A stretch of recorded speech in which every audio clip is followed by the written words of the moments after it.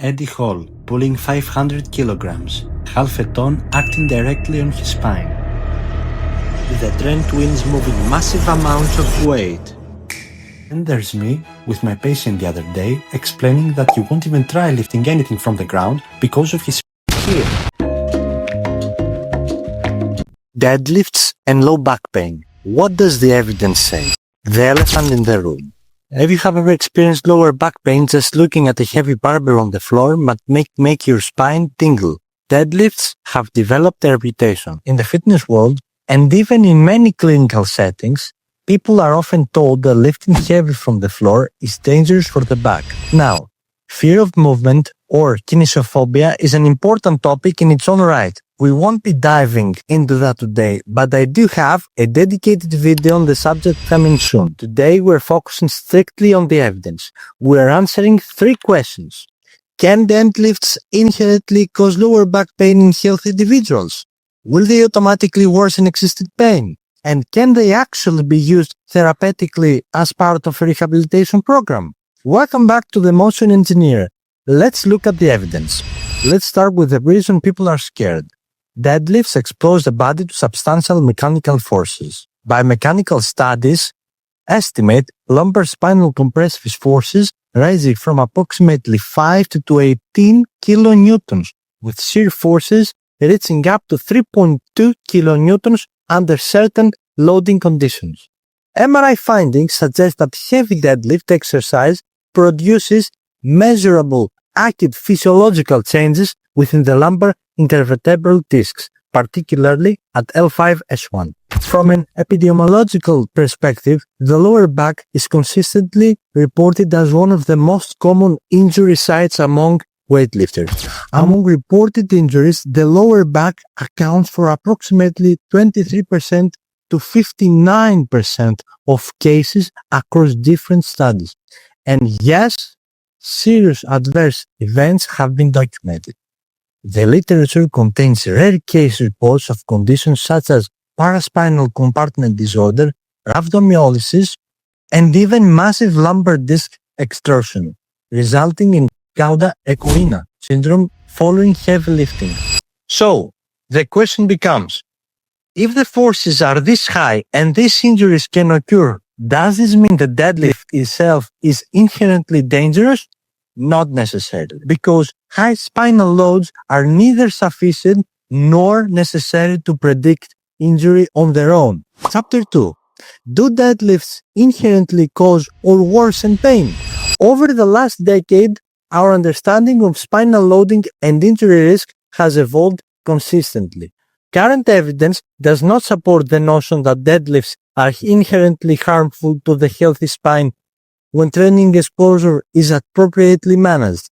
In fact, modern frameworks suggest that injury risk is multifactorial. Factors such as abrupt spikes in training load, inadequate recovery, fatigue, insufficient tissue capacity, and poor overall load management may be more important contributors to injury risk than simply whether the spine remains perfectly neutral throughout the lift. This is particularly interesting when we look how the body reacts to pain.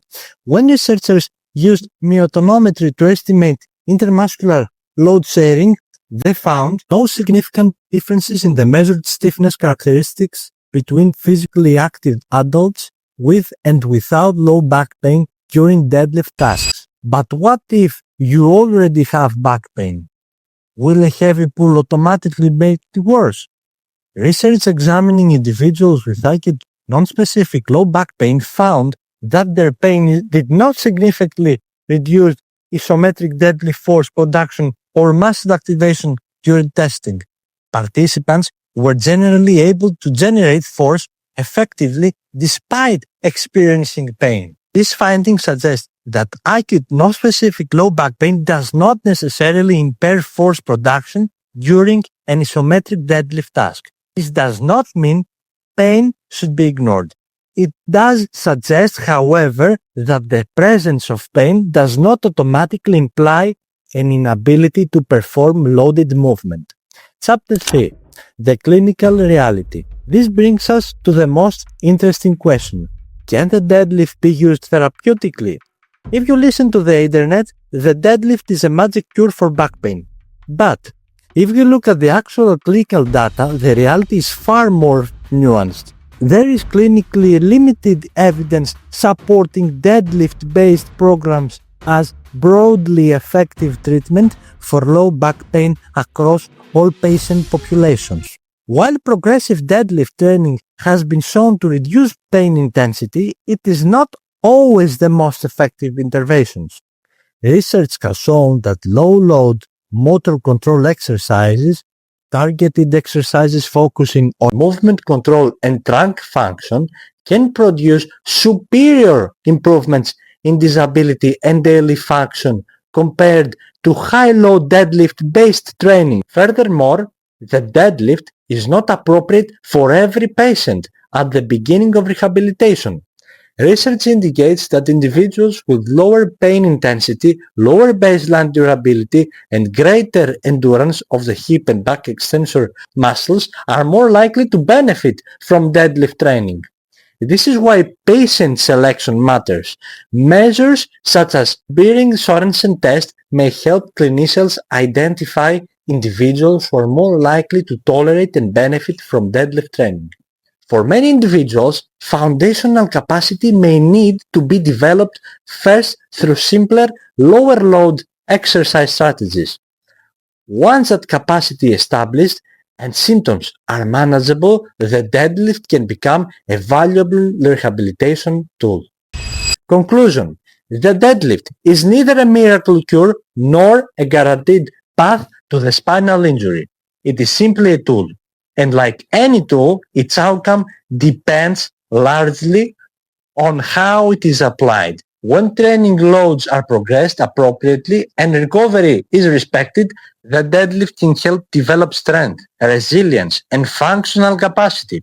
When training loads substantially exceed an individual's current capacity or recovery resources, injury risk may increase, just as it can with virtually any physical activity. The evidence suggests that the question is not whether deadlifts are inherently good or bad for the back. The better question is, are they being programmed appropriately for the specific individual performing them? If you found this evidence-based breakdown helpful, consider subscribing to the channel and sharing this video. Keep your programming smart, keep your loading progressive, and I'll see you in the next one.